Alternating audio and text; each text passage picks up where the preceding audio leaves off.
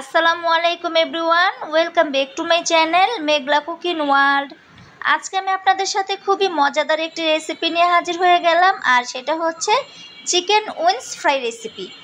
আমি সচরাচর বাসায় যেভাবে করে মচমচে উইংস ফ্রাই তৈরি করি, সেম একইভাবে আজকেও আপনাদের সাথে শেয়ার করব।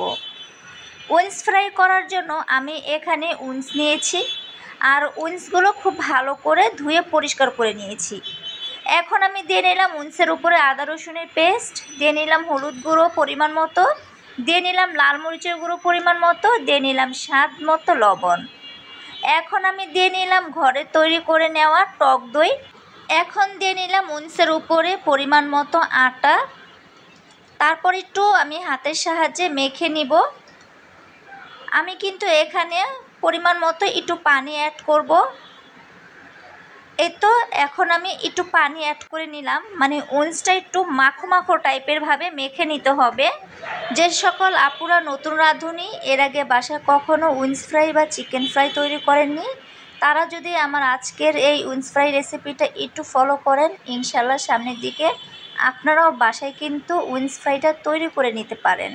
তো এই যে দেখুন, উইংসটা আমার ম্যারিনেট করা হয়ে গেছে, ঘন্টা খানিকের মতো নর্মাল ফ্রিজে রেখে দিব। উইংসগুলো এখন আমার কুটিং করতে হবে, সেজন্য আমি এখানে কিছু শুকনো উপকরণ নিয়ে নিচ্ছি। প্রথমে নিয়ে নিলাম পরিমাণ মতো আটা, নিয়ে নিলাম পরিমাণ মতো কর্নফ্লাওয়ার, নিয়ে নিলাম পরিমাণ মতো লাল মরিচের গুঁড়ো, সবশেষে নিয়ে নিলাম আমি স্বাদ মতো লবণ। এখন আমি সবগুলো শুকনো উপকরণ হাতের সাহায্যে ভালো করে একটু মিশিয়ে নিলাম। তারপর এই যে দেখুন, 1 ঘন্টা পর আমি উইংসগুলো ফ্রিজ থেকে নামিয়ে নিয়ে আসলাম। এখন আমি এই তো শুকনো উপকরণের উপরে উইংসটা ভালো করে একটু কোটিং করে নিব। আর আমি কিভাবে কোটিং করে নিচ্ছি একটু আপনারা খেয়াল করে দেখবেন।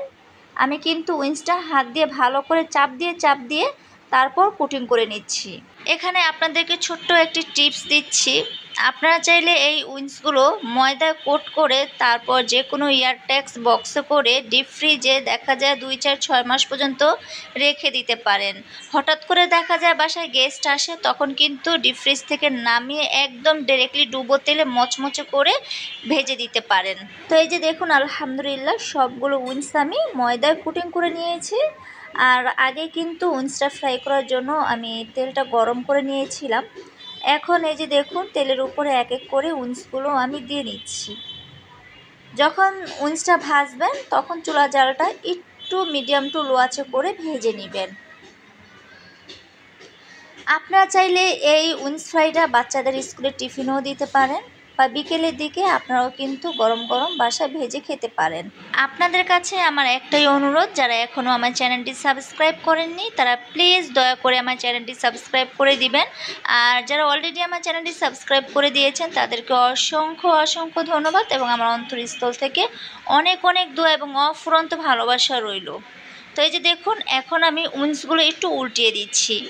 আর উইংসটা যখন উল্টাবেন তখন একটু আলতো হাতে, মানে সাবধানের সাথে উইংসগুলো উল্টিয়ে নেবেন। প্রত্যেকটা উইংস কিন্তু আমার একদম ব্রাউন কালার করে ভেজে নিতে হবে। আর একটা কথা শেয়ার করছি, আমার কিন্তু একটা ফেসবুক পেজ আছে। আমি কিন্তু সেই ফেসবুক পেজে লং ভিডিও এবং শর্ট ভিডিও আপলোড করে থাকি। আমার ফেসবুক পেজের লিঙ্কটা আমি এই ভিডিওর ডেসক্রিপশন বক্সে দিয়ে দিব। আপনারা একটু দয়া করে আমার ফেসবুক পেজে ঘুরে আসবেন। যদি আমার ফেসবুক পেজের ভিডিওগুলো আপনাদের কাছে ভালো লেগে থাকে, প্লিজ একটু ফলো করবেন এবং আপনাদের আশেপাশে ফ্রেন্ড সার্কেলদের মাঝে একটু শেয়ার করে দিবেন। এতে করে আমি আপনাদের কাছে চিরকৃতজ্ঞ থাকব। তো এই যে দেখুন, আমার উইংস ফ্রাইগুলো লাল লাল করে ভেজে নেওয়া হয়ে গেছে। এখন একটু তেল ঝরানো চামিচের সাহায্যে উইংস ফ্রাইগুলো তুলে নিচ্ছি। তো এই যে গরম গরম তৈরি করে নিলাম উইংস ফ্রাই। কেমন লাগলো আমার আজকের এই উইংস ফ্রাই রেসিপিটা অবশ্যই জানাবেন। আজকের মতো বিদায় নিচ্ছি। আসসালামু আলাইকুম।